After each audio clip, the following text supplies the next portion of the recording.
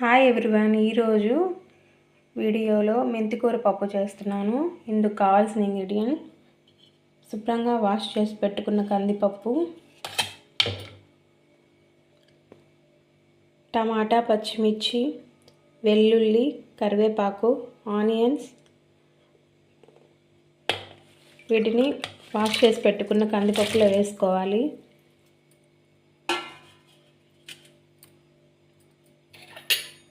ముందుగా వాష్ చేసి పెట్టుకున్న మెంతికూర,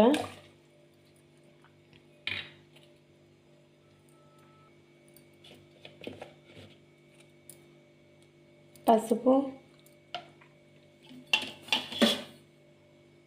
1 స్పూన్ కారం,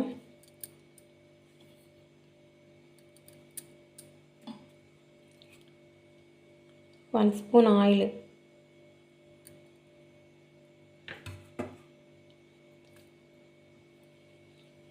ఫోర్ 5 విజిల్స్ వచ్చే వరకు ఉడికించుకోవాలి.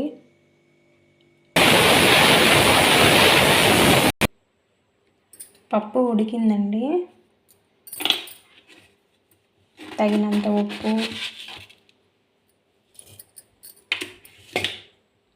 చింతపండు రసాన్ని వేసుకోవాలి.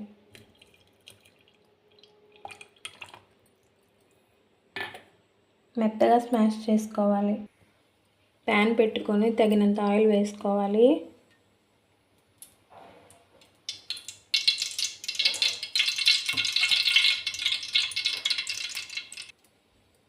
ఆయిల్ హీట్ అయిందండి.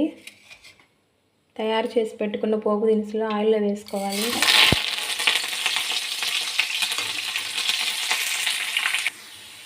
తాలింపు వేగిందండి.